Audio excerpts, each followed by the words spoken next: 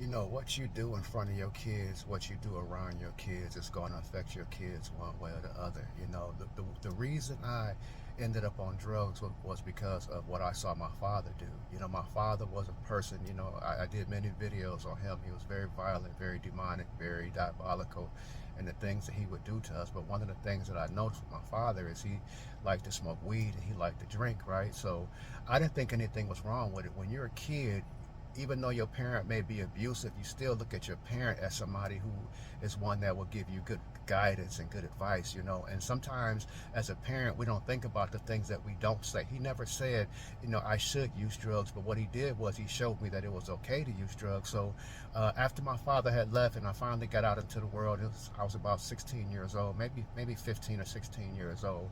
You know, when somebody offered me weed, the first thing I thought about, and this is the honest truth, the first thing I thought about was my father does it, so it must be okay.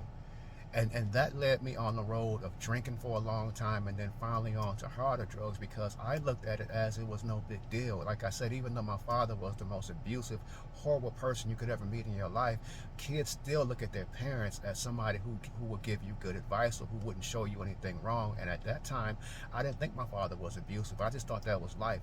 So he was the one that introduced me to drugs, you know. But when it was offered to me again, I was like, hey, my daddy do it. So if you're a parent that's doing things around your kid and you're telling your kid don't do these things, but your kids see you doing these things, they're gonna probably repeat what you're doing yourself. So if you want your kid not to be like you or pick up some of the bad habits that you have, stop doing those things around them because kids are always watching.